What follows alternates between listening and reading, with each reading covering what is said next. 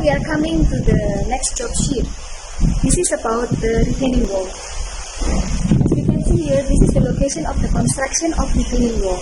In this job sheet, we will construct the tentative or temporary retaining wall that will be installed in between those two wall or river bank.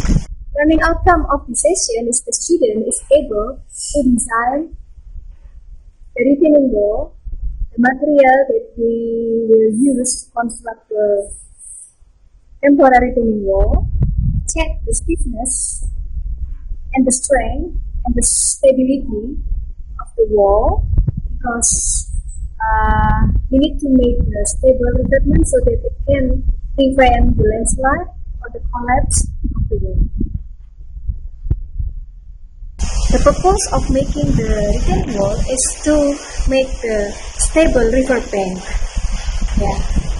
For example, if the material of the river bank is made from the very coarse or not a compact material, it is easy to have a landslide.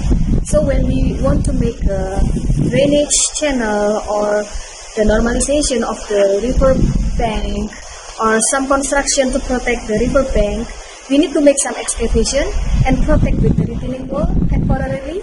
Then after that, we finish the construction. Any construction that we can make, after that we remove again the retaining wall. The material that we will use to make the retaining wall is the board, the wood, or the anchor from the steel anchor. The most difficult things of making the retaining wall is check the stiffness of the horizontal, vertical, and also the maybe diagonal plank that we will use to retain the wall.